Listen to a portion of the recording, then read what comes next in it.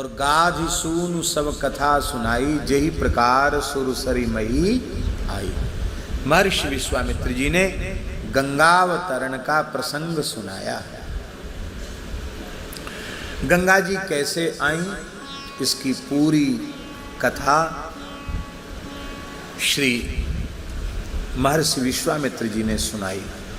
कथा अत्यंत प्रसिद्ध है, आप सब जानते हैं कथा।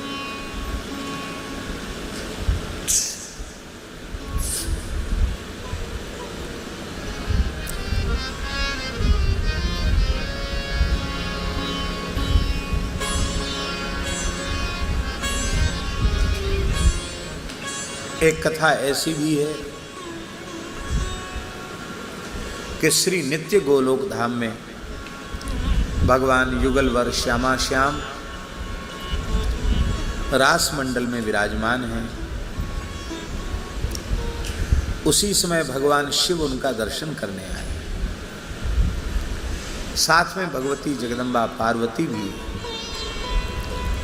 ब्रह्मा जी भी रास विहारी का दर्शन करने आए। साथ में भगवती वीणा पाणी भगवती सरस्वती भी। और शिवजी इतने आनंद विह्वल हुए कि वे ताल मूर्छना से युक्त होकर गायन करने लगे। भगवती सरस्वती वीणा बजाने लगी और उस वहाँ सखियाँ दिव्य वाद्य बजाने लगी। नारद जी भी वाद्य वीणा बजा रहे हैं और बड़ा अद्भुत एक दिव्य रसमय वातावरण वहाँ उपस्थित हो गया। ऐसा अनुराग पूर्वक भगवान शिव ने राग आलापा ऐसा गाया कि युगल सरकार पिघल गए, द्रवीभूत हो गए। द्रवीभूत होकर के सब ओर जल ही जल हो गया। अब सब बड़े विकल हो गए कि युगल सरकार कहाँ गए, सब जल ही जल हो गया, सब जल में डूबने लग गए। तब फिर पुनः प्रार्थना की गई और उसी जल से पुनः युगल सरकार प्रकट हुए। वो जो युगल सरकार पिघल गए, राधा कृष्ण द्रवीभूत हो गए, तो द्रवीभूत राधा कृष्ण जो हैं उन्हीं का नाम है त्रिभुवन पावनी पतित पावनी भगवती श्री गंगा। बड़े विस्तार से है ये कथा पुराणों में। युगल का गलित श्री अंग ही श्री गंगा जी। बाद में उनका एक सहचरी स्वरूप भी है और ऐसा भी प्रसंग आता है कि गंगा जी का जो सहचरी स्वरूप है और उनका श्याम सुंदर में विशेष अनुराग है और उस अनुराग के कारण ये सब लीला है, नाटक है, हम लोगों के कल्याण के लिए नहीं। गंगा जी नहीं आती तो हम लोगों का कल्याण कैसे होता। तो श्री राधा रानी ने कहा कि ये स्वतंत्र रूप से रास विहारी श्री कृष्ण का रसास्वादन करना चाहती है, ये यहाँ रहने योग्य नहीं है, मैं इसको यहाँ से निष्कासित करती हूँ। जा, नदी रूप हो जा, गोलोक से बाहर निकल जा। गंगा जी बड़ी दुखी भई, इतनी विकल हो गई क्योंकि एकांत कुंज में गंगा जी के साथ बैठे थे। राधा रानी आ गई सखियों के सहित, गंगा जी को डांट लगाई और उस समय गंगा जी भय के मारे भगवान के चरणों में विलीन हो गई।